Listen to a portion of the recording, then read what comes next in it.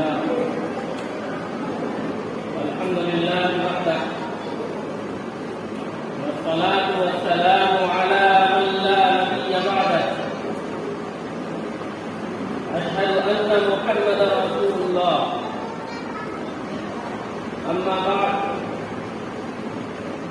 أعوذ بالله من الشيطان الرجيم بسم الله الرحمن الرحيم وربنا وابعث فيهم رسولا منهم يتلو عليهم آياتك ويعلمهم الكتاب والحكمة ويزكيهم إنك أنت العزيز الحكيم صدق الله العظيم. محترم سامعین، یہ ماہ ربیع الاول ہے. اب اس کے کہ ہم کچھ بات سنیں، اسے سمجھیں اور اس پر عمل کریں. ہمیں اللہ تبارک و تعالیٰ کا سب سے پہلے شکر ادا کرنا چاہیے کہ اللہ تعالیٰ نے ہمیں اپنی عبادت کے لیے یہاں پر اکٹھا فرمایا. محمد عربی آخری نبی صلی اللہ علیہ وآلہ وسلم پر ہم بے پناہ درود بھیجتے ہیں کہ یہ اللہ کا حکم ہے. ان کے بعد آنے والے تمام مومنین پر کہ جنہوں نے اللہ پر، رسول پر، آخرت پر، فرشتوں پر، اللہ کی بھیجی ہوئی کتابوں پر یقین رکھا اور وہ اس دنیا سے چلے گئے، اللہ تعالیٰ ان پر اپنی رحمتیں نازل فرمائے. اور جو لوگ باقی ہیں ان پر بھی اللہ کی رحمتیں آخری دم تک نازل ہوتی رہیں. اور جو ہماری آئندہ نسل آنے والی ہے ان کے لیے دعا ہے کہ اللہ انہیں ایمان پر، اسلام پر قائم رکھے. محترم حاضرین، ابھی جو سورہ بقرہ کی آیت آپ کے سامنے تلاوت کی گئی، اللہ تعالیٰ نے ارشاد فرمایا ربنا وابعث فیہم، اے ہمارے رب آپ بھیج دیجئے ان میں رسولا منہم، انہی میں سے ایک رسول، یتلو علیہم آیات، وہ ایسے رسول ہوں جو آپ کی آیتوں کو تلاوت کر کے انہیں سنائیں. وَيُعَلِّمُهُمُ الْكِتَابَ وَالْحِکْمَةَ، اور وہ ایسا نبی ہو کہ وہ آپ کی بھیجی ہوئی کتاب کو لوگوں کو سمجھائے اور حکمت کی بات بتائے. وَيُزَكِّيهِمْ، اور ان کا تزکیہ کرے، جو بھی ان میں کمی ہے، گندگی ہے، اس کی صفائی کرے. إِنَّكَ أَنْتَ الْعَزِيزُ الْحَكِيمُ، بلا شبہ آپ کی ذات تو زبردست ہے، عزت والی ہے، بہت ہی طاقت والی ہے اور نہایت ہی حکمت سے بھری آپ کی ذات. یہ دعا ہے جسے اللہ تعالیٰ نے سورہ بقرہ میں مخصوص فرمایا. یہ حضرت ابراہیم علیہ السلام اور حضرت اسماعیل علیہ السلام کا نام جو ہم لوگ سنتے رہتے ہیں، حضرت ابراہیم علیہ السلام کی یہ دعا.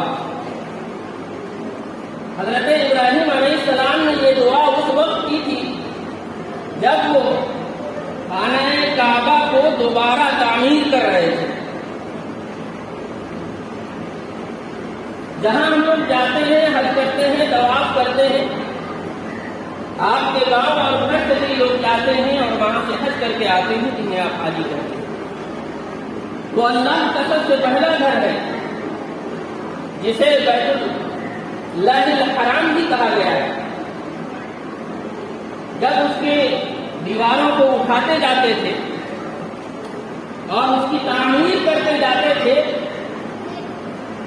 تو ان کے دل سے، ان کی زبان سے دعا نکلی کہ اللہ اس سرزمین پر جہاں پر کہ یہ گھر ہم دوبارہ تعمیر کر رہے ہیں اور بنا رہے ہیں، اور یہ گھر صرف اور صرف آپ ہی کے لیے بنا رہے ہیں، تو میری یہ دعا ہے کہ جب ہم چلے جائیں، ہماری نسلیں ختم ہو جائیں یا ان میں برائیاں آ جائیں جیسا کہ پچھلے انبیاء کے جانے کے بعد ہوتا رہا ہے، تو ہمیں یہ ڈر ہے کہ پھر اس گھر میں کون ہوگا جو آپ کا نام لے گا، آپ کے لیے عبادت کرے گا، آپ کے لیے طواف کرے گا، آپ کے لیے سجدے کرے گا، آپ کے سامنے آ کر جھک جائے گا، آپ کے سامنے آ کر کھڑا ہو جائے گا، آپ کے سامنے ہاتھ پھیلا کر کے دعا مانگے گا۔ میری یہ دعا ہے اس وقت جبکہ یہ گھر ابھی مکمل ہی نہیں ہوا ہے، پھر سے ہم اسے بنا رہے ہیں، ہماری نسل چلے گی، یقیناً چلے گی، لیکن میری یہ دعا ہے کہ آپ ایک نبی بھیجیں اور اس نبی کا جو کام وہ اس کو حضرت ابراہیم علیہ السلام نے اپنی دعا میں ذکر فرمایا۔ اللہ تعالیٰ نے ہزاروں سال بعد حضرت اسماعیل علیہ السلام کی نسل میں آپ صلی اللہ علیہ وسلم کو پیدا فرمایا۔ اس طرح حضرت ابراہیم علیہ السلام کی دعا قبول ہوئی۔ اسی طرح کی آیت سورہ جمعہ کے اندر ہم لوگ پڑھتے ہیں۔ سورہ جمعہ کے اندر اللہ تعالیٰ نے فرمایا کہ هو الذی بعث فی الامیین رسولا منہم یتلو علیہم آیاتہ ویزکیہم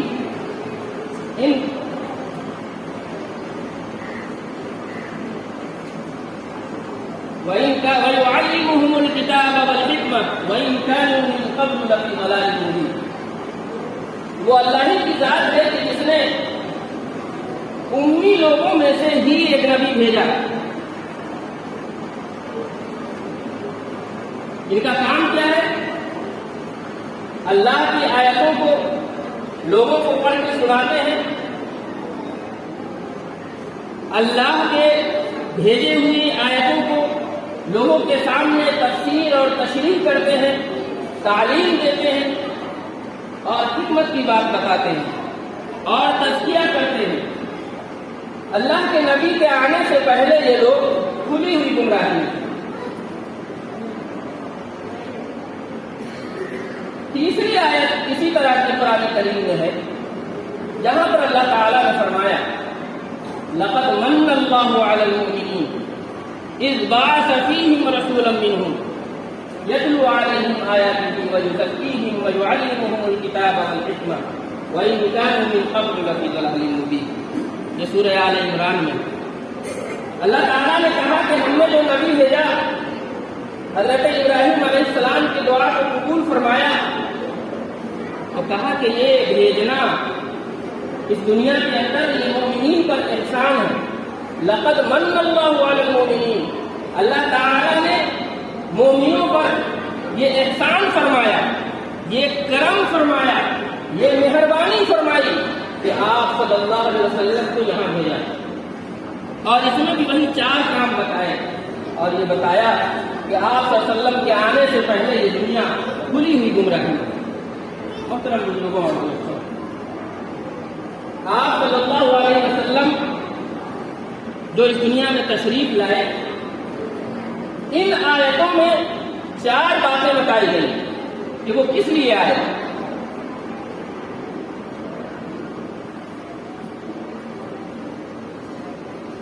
سب سے پہلی بات بتائی کہ جس نبی کو ہم نے بھیجا، جس نبی کی دعا حضرت ابراہیم علیہ السلام نے کی، ان کا پہلا کام کیا ہے کہ یتلو علیہم آیاتہ، کہ وہ لوگوں کے سامنے اللہ کی آیتوں کو پڑھ کر سناتے ہیں، قرآن کریم کی تلاوت کرتے ہیں۔ اس حیثیت سے ہم اپنا جائزہ لیں کہ آپ صلی اللہ علیہ وسلم نے قرآن کی صورت میں جو ہمارے پاس محفوظ ہے، اور ایک ادنا سے ادنا آدمی جو اس قرآن کی آیت کو نہیں پڑھتا ہے وہ بھی اپنے بیٹی کو جہیز میں قرآن دیتا ہے۔ آپ صلی اللہ علیہ وسلم سے تلاوت کرنے، اس کو سنانے کا مقصد کیا تھا کہ صرف نبی سنا دے اور سامنے والا اس کو نہ پڑھے؟ کیا یہ مطلب ہے؟ جیسا کہ ہم لوگ سمجھتے ہیں کہ جو حافظ ہے وہ قرآن پڑھے، جو عالم ہے وہ قرآن پڑھے، باقی لوگوں کو سننا ہے، کیا اس کا یہی مطلب ہے؟ اللہ تعالیٰ نے فرمایا کہ یہ نبی جو آیا ہے وہ اس لیے آیا ہے کہ قرآن جو ان پر نازل ہو رہا ہے وہ سامنے والے کو پڑھ کے سنائے۔ تو آپ صلی اللہ علیہ وسلم سنایا کرتے تھے۔ جب سیرت کی کتابوں کا مطالعہ کریں گے، جب صحابہ کرام رضوان اللہ تعالیٰ علیہم اجمعین کے روز و شب کا مطالعہ کریں گے تو آپ کو یہ پتہ چلے گا کہ وہ قرآن کی تلاوت کس طرح سے کرتے ہیں۔ خود آپ صلی اللہ علیہ وسلم کے بارے میں آتا ہے، ایک صحابی بیان فرماتے ہیں کہ ایک رات آپ صلی اللہ علیہ وسلم نماز میں کھڑے ہوئے تلاوت فرما رہے تھے نماز کے اندر، جب اس آیت پر آئے ان تعذبهم فإنهم عبادك وإن تغفر لهم فإنك أنت العزيز الحكيم۔ تو روتے جاتے تھے، بس اس آیت کو بار بار پڑھتے آپ صلی اللہ علیہ وسلم اور روتے جاتے۔ اس آیت کا مطلب کیا ہے، مفہوم کیا ہے؟ اس آیت میں بتایا گیا، اللہ تعالیٰ کہتے ہیں ان تعذبهم، رسول اکرم صلی اللہ علیہ وسلم کہہ رہے ہیں کہ اے اللہ اگر تو انہیں عذاب دے دے، اپنے قوم کے بارے میں کہہ رہے ہیں، ان لوگوں کے بارے میں جو اللہ کی آیتوں پر ایمان نہیں رکھتے ہیں، اے اللہ اگر تو آج انہیں عذاب دے دے، انہیں برباد کر دے، انہیں ہلاک کر دے، فإنهم عبادك، اے اللہ ہلاک نہ کیجیے، یہ آپ کے بندے ہیں، یہ آپ کے بندے ہیں، غلطی کر رہے ہیں، نا سمجھ ہیں، عقل سے کام نہیں لے رہے ہیں، علم کی کمی ہے، اے اللہ اگر آپ عذاب دے دیں گے تب تو یہ ختم ہی ہو جائیں گے، لیکن میری یہ دعا ہے کہ اللہ انہیں بخش دیجیے، عذاب نہیں دیجیے، وَإِن تَغْفِرْ لَهُمْ فَإِنَّكَ أَنْتَ الْعَزِيزُ الْحَكِيمُ۔ اے اللہ اگر آپ بخش دیں گے انہیں، ان کی غلطیوں کو معاف کر دیں گے، ان کی غلطیوں کو نظر انداز کر دیں گے تو ایسا نہیں ہے کہ آپ کی ہستی میں کوئی کمی آ جائے گی۔ فَإِنَّكَ أَنْتَ الْعَزِيزُ الْحَكِيمُ، آپ تو زبردست ہیں، آپ کی عزت میں کوئی کمی آنے والی نہیں ہے، آپ حکمت و دانائی سے پر ہیں۔ رسول اکرم صلی اللہ علیہ وسلم کے دل میں اپنے قوم کے سلسلے میں کیا درد ہے، دعوت کا درد ہے کہ یہ ہمارا بھائی رہے حق سے بھٹکا ہوا ہے، اللہ کے عذاب میں گرفتار ہو سکتا ہے، اللہ انہیں پکڑ سکتے ہیں، اللہ ان کی غلطیوں کو پکڑ کر کے انہیں جہنم میں ڈال سکتے ہیں، ان کے اوپر قبر کا عذاب ہو سکتا ہے۔ یہ دنیا کے اندر اپنے پڑوسیوں کے ساتھ، اپنے والدین کے ساتھ، اپنے بھائیوں کے ساتھ، نہ جانے کس کے ساتھ تعلقات میں خرابیاں رکھتا ہے، اس کی پوری داستان ظلم سے بھری ہوئی ہے۔ اللہ انہیں اس کے ظلم کی وجہ سے پکڑ سکتا ہے۔ درد کیا ہے؟ نماز پر کھڑے ہیں، آپ صلی اللہ علیہ وسلم تلاوت کا مزہ لے رہے ہیں، ان تعذبهم فإنهم عبادك وإن تغفر لهم فإنك أنت العزيز الحكيم۔ اے اللہ اگر آپ نے عذاب دے دیا تو یہ برباد ہو جائیں گے، لیکن اگر آپ نے معاف کر دیا تو آپ کی عزت میں کوئی کمی نہیں کی جائے گی۔ اے اللہ معاف کر، یہ درد ہے۔ اسی طرح حضرت ام سلمہ رضی اللہ تعالی عنہ کے بارے میں آتا ہے، وہ ایک آیت کو پڑھتی جاتی تھی، تلاوت کر رہی تھی۔ ایک صحابی کا واقعہ ہے، حضرت عباد بن حمزہ کہتے کہ ہم تشریف لائے، آپ تلاوت کر رہی تھی، جب اس آیت پر آئی لقد من اللہ علینا، کہ اللہ تعالیٰ نے ہم پر یہ احسان کیا کہ آپ صلی اللہ علیہ وسلم کو ہمارے بیچ بھیجا، نہیں تو اس سے پہلے تو ہم گمراہ تھے، ہم راہ ہدایت پر نہیں تھے، اور اگر یہ نہیں آتے تو ہمیں جہنم کے جھلسا دینے والی آگ میں ڈال دیا جاتا ہے۔ اس آیت کی پڑھتی جاتی تھی۔ وہ صحابی فرماتے ہیں کہ ہم آئے، ہم نے دستک دی، لیکن وہ اتنی غلط تھی تلاوت میں کہ انہوں نے توجہ نہیں دی۔ ہم بازار گئے، بازار سے سامان وغیرہ لے کر کے پھر آئے، دیکھا اسی آیت کو پڑھتی جا رہی ہے۔ میرے محترم بزرگوں اور دوستوں، کہنے اور بتانے کا مقصد یہ ہے کہ اس طرح کے سینکڑوں واقعات ہیں جو آپ پڑھیں گے تو آپ سمجھیں گے، آپ کی عقل کھلے گی، آپ کے دل کھلیں گے، آپ کا دل کے زنگ دور ہوں گے جب قرآن کی تلاوت کی جاتی ہے۔ حضرت ابو موسیٰ اشعری رضی اللہ تعالیٰ عنہ کے بارے میں آتا ہے کہ وہ نہایت ہی خوبصورتی سے تلاوت کیا کرتے تھے۔ آپ صلی اللہ علیہ وسلم ان کو بیٹھا کے سنتے تھے۔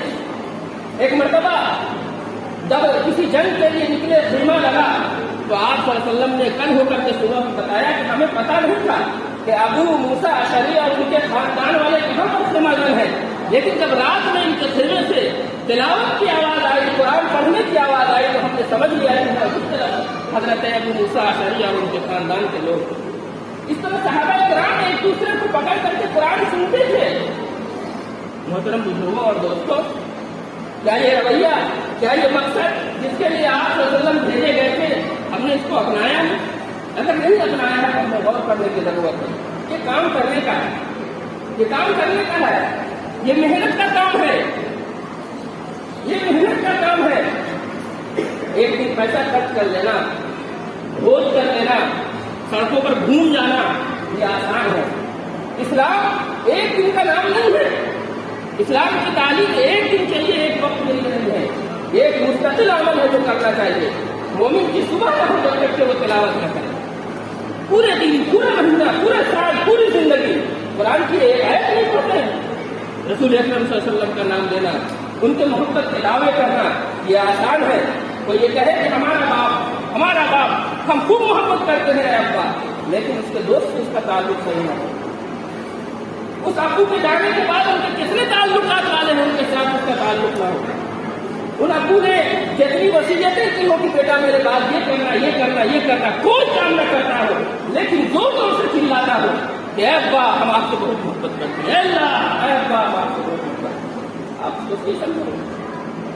تو پہلا کام اپنی زندگی کے اندر آج کے خطبے کا مقصد یہ ہے کہ آپ تلاوت شروع کریں، آپ سیکھیں اور ایک دوسرے سے سنیں اور سنائیں۔ دوسرا مقصد جس کے لیے آپ کو بھیجا گیا ہے وَيُعَلِّمُهُمُ الْكِتَابَ وَالْحِكْمَةَ، کہ آپ صلی اللہ علیہ وسلم قرآن کریم کو صرف سناتے نہیں تھے، صرف سنتے نہیں تھے، بلکہ اس کو سمجھانے کا بھی کام کیا کرتے تھے۔ اس لیے کہ قرآن کریم میں جگہ بجگہ آیتیں آتی ہیں، افلا تعقلون، کیا تم عقل نہیں رکھتے؟ افلا یتدبرون، کیا تم سمجھتے نہیں؟ کہا کہ یہ افلا یتدبرون القرآن ام علی قلوب اقفالها، کیا ہو گیا ہے انہیں؟ یہ قرآن کریم پر غور و فکر کیا نہیں کرتے؟ کیا ان کے دلوں پر تالے لگا دیں اللہ تعالیٰ؟ یعنی جو اس پر غور و فکر نہیں کرتا، جو اس کو سمجھنے کی کوشش نہیں کرتا، اللہ تعالیٰ نے کہا کہ ان کے دل بند ہیں، ان کے دل کھلے ہوئے نہیں ہیں۔ محترم بزرگوں اور دوستوں، یہ سمجھنے اور سمجھانے کا کام صرف آپ صلی اللہ علیہ وسلم کا نہیں تھا، بلکہ صحابہ رضوان اللہ تعالیٰ علیہ اجمعین کی زندگیوں کو پڑھیے، آپ کو یہ پتہ چلے گا کہ وہ سمجھنے اور سمجھانے کا کام کیا کرتے ہیں۔ ایک آیت ہے سورہ نساء کے اندر نکاح کے متعلق، وہاں پر فرمایا گیا کہ وَأَنكِحُوا الْيَتَامَىٰ، اور اگر آپ ان سے یتیموں کے ساتھ اچھا تعلق اور انصاف نہ کر پائیں تو آپ کیا کریں؟ یا تو ایک شادی کریں، یا دو کریں، یا چار کریں۔ اب آپ یہ دیکھیں کہ یہاں پر نکاح کا ذکر ہے، یہاں پر یتیموں کا اس آیت میں کیا تعلق ہے؟ صحابہ کرام کو سمجھ میں نہیں آیا۔ وہ حضرت عائشہ رضی اللہ تعالیٰ عنہ کے پاس گئے اور یہ فرمایا کہ آپ صلی اللہ علیہ وسلم کے اوپر جو یہ آیت نازل ہوئی ہے، جسے ہم پڑھتے ہیں، اس میں یتیموں کا جو تذکرہ ہے، یہاں پر اس کا تذکرہ کیوں ہے؟ حضرت عائشہ رضی اللہ تعالیٰ عنہ نے کہا کہ یہاں پر اس کے بتانے کا مقصد یہ ہے کہ جو لوگ یتیموں کو اپنے پاس رکھتے تھے، اس میں لڑکیاں بھی ہوتی تھیں، اگر وہ خوبصورت ہوتی تھیں تو ان سے شادیاں کر لیتے تھے لیکن ان کا حق ادا نہیں کرتے تھے. تو اللہ تعالیٰ نے کہا کہ چاہے کوئی بھی عورت ہو، چاہے وہ یتیم بچی ہی تمہارے پاس ہو، اگر تم ان سے شادی کرتے ہو تو سب سے پہلا کام یہ ہے کہ انصاف کرو، ان کے ساتھ عدل کرو. اگر نہیں کر سکتے ہو تو ایک شادی کرو، 2 کرو، 3 کرو. محترم بزرگوں اور دوستوں، بہت سارے واقعات ہیں. ایک قسطنطنیہ کا واقعہ آتا ہے. قسطنطنیہ پر نہ جانے کتنی مرتبہ فوجیں گئی اس کو فتح کرنے کے لیے، لیکن فتح نہیں ہوا. اس میں حضرت ایوب انصاری رضی اللہ تعالیٰ عنہ تھے. ایک مرتبہ لوگ واپس آ رہے تھے تو وہاں پر چڑھائی کرنے سے ڈر رہے تھے صحابہ کرام. تو اس میں سے کسی نے تلاوت کر دیا یہ ہے وَلَا تُلْقُوا بِأَيْدِيكُمْ إِلَى التَّهْلُكَةِ، کہ اپنے آپ کو ہلاکت میں نہ ڈالو. اپنے آپ کو ہلاکت میں نہ ڈالو.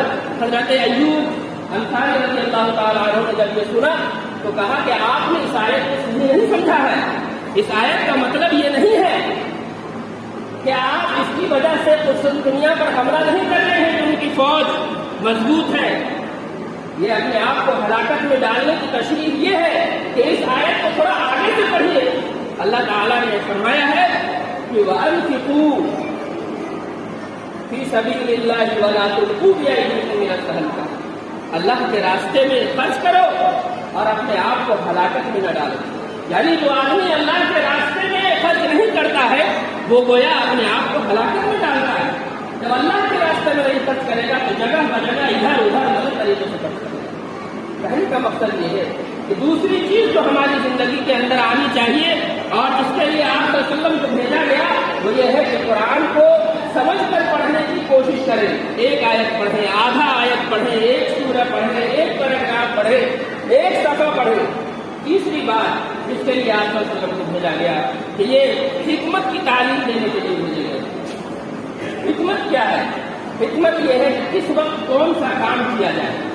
لیکن اس کی سب سے بڑی تشریح یہ کی گئی ہے کہ حکمت کا مطلب سنت ہے. یعنی آپ صلی اللہ علیہ وسلم نے جو کہا، جو کر کے دکھایا، یا ان کے سامنے کوئی بات کی گئی اور آپ صلی اللہ علیہ وسلم نے کہا کہ ہاں یہ کام صحیح ہے، غلط نہیں. اس کو کہا کہ یہ حکمت ہے. لیکن حکمت کا مطلب یہ ہے کہ کس کام کو کب کرنا ہے اور کیسے کرنا ہے، یہ حکمت ہے.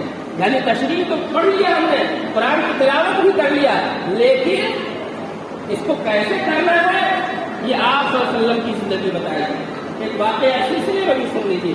حضرت سلمان فارسی رضی اللہ تعالیٰ ایک صحابی کے پاس گئے، رات گزاری، شام میں پہنچے، دیکھا گھر کا ماحول جو ہے ایسا نہیں لگ رہا ہے کہ یہاں کوئی عورت بھی رہتی ہے. ایسا لگا ان کو کہ ان کے بیوی کے ساتھ ان کے تعلقات ویسے نہیں ہیں جیسے ایک میاں بیوی اور شوہر کے ہونے چاہیے. حضرت سلمان فارسی رضی اللہ تعالیٰ عنہ نے ان کے سامنے جب کھانا پیش کیا گیا تو حضرت ابو الدرداء رضی اللہ تعالیٰ عنہ نے کھانا پیش کر دیا اور کہا کہ ہم نہیں کھائیں گے، ہم آج روزے سے ہیں. حضرت سلمان فارسی رضی اللہ تعالیٰ عنہ نے کہا کہ روزہ توڑیے. انہوں نے روزہ توڑا اور حضرت سلمان فارسی رضی اللہ تعالیٰ عنہ کے ساتھ کھانا کھایا. جب رات ہوئی تو حضرت سلمان فارسی جو مہمان تھے ان کے لیے بستر لگا دیا. حضرت ابو الدرداء رضی اللہ تعالیٰ عنہ نے کہا کہ آج ہم نہیں سوئیں گے. کہا کہ کیوں نہیں سوئیں گے؟